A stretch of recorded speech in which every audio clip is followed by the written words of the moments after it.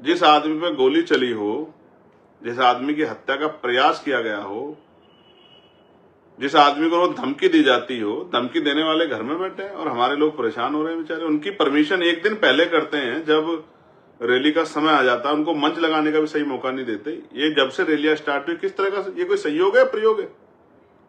आगरा की रैली का स्थान बदल दिया, कन्नौज की रैली का स्थान बदल दिया,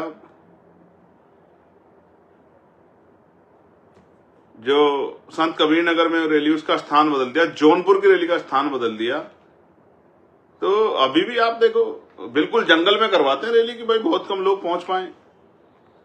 पूरा एडी चोटी का जोड़ लगाते हैं अपने आकाओं को खुश करने के लिए अधिकारी बेचारे, कि हम लोग ये साबित कर दें कि सरकार देखिए सर हमने वहां बिल्कुल सहयोग नहीं किया, बहुत दूर कर दिया, देखिए बहुत कम लोग आए, नजदीक होती तो बहुत ज्यादा लोग आते। इस तरह का पूरा प्रयास करते हैं। लेकिन मैं उनको कहना चाहता हूं भाई, माहौल बदल रहा है, मौसम बदल रहा है। कमजोर वर्गों को समझ आ गया कि जो आज सत्ता में नहीं है तब उनके साथ नहीं खड़े, कल सत्ता में होंगे तो उनके लिए कैसे खड़े हो जाएंगे। आज तो ज्यादा समाज के साथ खड़े होकर दिखाना था। यूजीसी की जो गाइडलाइन है उसने बहुत सारे लोगों के चेहरे बेनकाब किए हैं। जो लोग कहते थे दलित पिछड़ों के हितैषी हैं, और जो मुसलमानों का हाल है वो भी छिपावा नहीं किससे।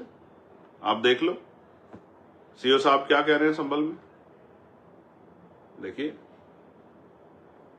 बाकी धर्मों के धार्मिक उत्सव सड़क पे हो जाएंगे, लेकिन वो कह रहे हैं एक पैर अगर बाहर रख दिया किसी ने नमाज पढ़ते हुए मस्जिद से या ईदगाह से तो देख लेना, पर खैर नहीं। और वो कह रहे हैं कि साहब ईरान पे आप क्यों कर रहे हो, ईरान पे यहां क्यों प्रोटेस्ट, क्यों हाय तौबा कर रहे हो? जब बांग्लादेश में कुछ होता तो हाय तौबा यहां होनी चाहिए, जब पाकिस्तान में कुछ हो तो हाय तौबा होनी चाहिए।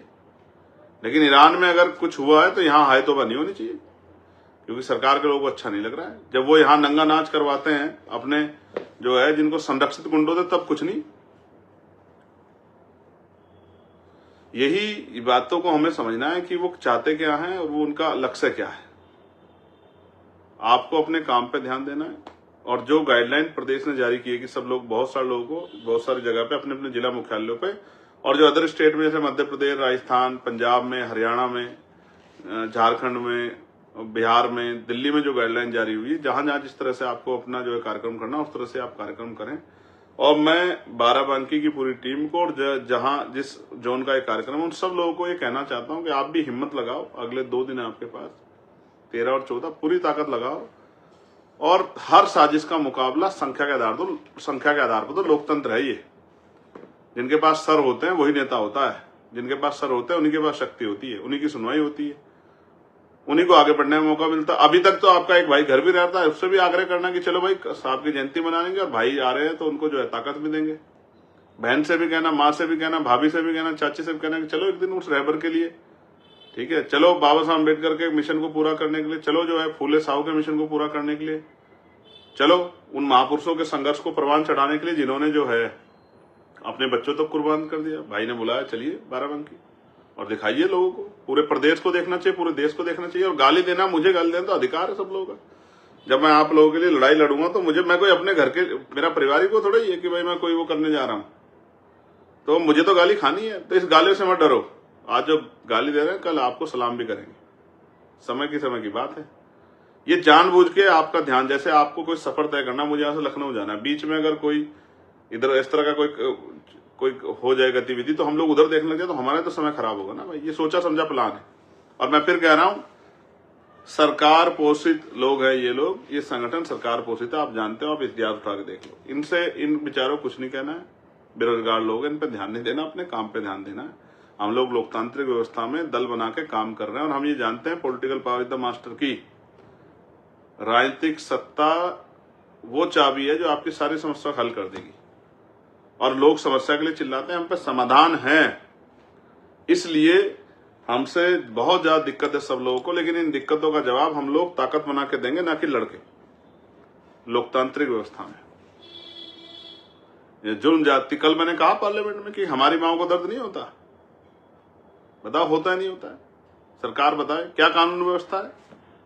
दिल्ली हो, बिहार हो, राजस्थान हो, मध्य प्रदेश हो, यूपी हो, मार दे, कोई जला के मार दे रहा है, कोई हत्या कर दे रहा है, बहन बेटियों के सम्मान की रक्षा नहीं कर पा रही सरकार। उठा ले जा रहे बहन बेटियों को, बच्चों को। आज एक मामला आया मेरे पास मिर्जापुर का, जिसमें एक आदमी ने धमकी दी, कहा कि मार दिया, निपटा दिया, और बता दिया वहां पड़ा, उसका नाम निकाल दिया। जाऊंगा मैं बहुत जल्दी वहां भी।